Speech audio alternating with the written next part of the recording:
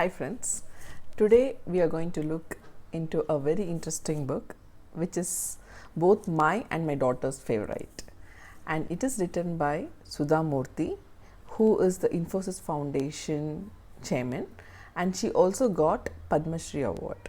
So I'm just going to show you the book. It's called The Magic of the Lost Temple.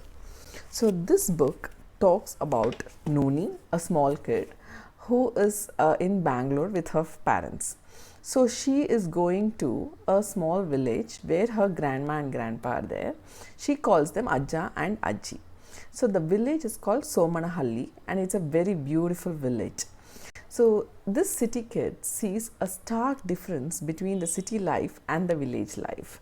So she sees that the city life is too busy and people don't even have time to smile at each other or have a laugh, and they are just busy with their work. But when she goes to village, people are busy. People are still tend to their cows, fields and everything. But still they take their time, get around, chit chat, have a tea or have a nice laugh and everything. So she sees this stark difference, how people like get along as a community, and that she hasn't seen that much in the city. And once she goes there, there is a wedding that's happening, and she is very surprised the whole village is coming together to get the wedding done, like the sweets, savories, the mandap, flowers. Not only the relatives but the whole village is coming together for a one single wedding. And we don't see that in cities, right? We just go to a mahal and say hi, how are you and all that, and sometimes it's a fake laugh too, and then we just go have our feast and come back. But here she just is surprised how people get together for each and everything, even if it is for a good thing or a bad thing. The people have that support mentally, and I think which is very important. Even we should cultivate that. How much ever money you have or how much ever wealth you have, that's not going to give you the satisfaction as a simple nice talk or a conversation with a friend whom you love, or your relatives whom you love or who love you. That cannot be really compared to anything else. And then so Ajji, one day she compels her to have oil bath. Remember oil bath? I doubt if the kids of this age even knows what is oil bath. So when we were young, every Saturday my mom used to give us oil bath, and she keeps rasam. If you know, from South India, it's rasam with full pepper and jeera and everything, so that you don't catch cold. So here the grandma is actually giving oil bath, and she is just roaming around and seeing Ajji's garden. So Ajji's garden is filled with herbs which she doesn't even know. So you know jasmine, so there are like Suji Mallige, Gundu Mallige, and there are like so many varieties of each flower she is getting to know, and a lot of herbs like tulsi. So how many of us know how many varieties of tulsi are there? There is like Ram Tulsi, Krishna Tulsi, Vishnu Tulsi, Ganga Tulsi and all that, and there are almost Pancha Tulasis, I guess. So she gets to know all that, and she knows a plant which attracts snakes and which repels snakes. So basically sometimes near the house they keep the herbs which repels the snakes, and there are like few grasses called rice grass, wheat grass, one for tea and one for enhancing the flavor of rice and all that. So Ajji tells her that almost all her food in the kitchen is mostly made from things which she gets from her garden. So she's like so excited on seeing all those varieties. And Nooni learns cycling for the first time. So this big playground is there, and she has her own fears on cycling, and she gets above it, and somehow she learns her cycling for the first time during her vacation there. And one interesting thing is the picnic at the Varada river.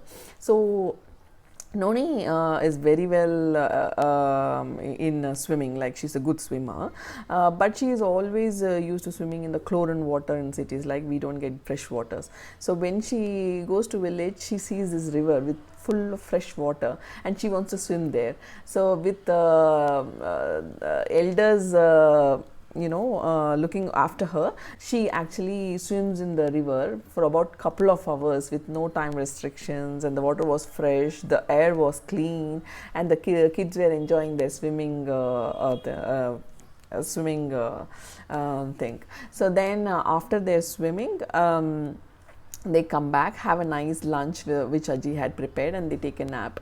I still remember my childhood days, simple, like we just go out, and mostly I come from a very humble background, like we didn't have that much money and all that. Now we are good, but so my grandma used to prepare all lemon rice, tamarind rice, curd rice, everything wherever we go, and we used to just sit around, have that, have a chit chat, nap under a big tree, and all that. How I wish I have those days back. But this book took me to my older days, and so as you saw, that this is about the lost magic temple, right?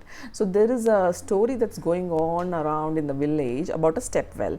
So a well which is so beautiful with lot of temples in layers, like the first floor, second floor, like that, and very crystal clear sweet water beneath. So there are stories like Indra's women used to come pick water, and there was a curse which happened, and the step well was closed and everything. And Noni is very curious.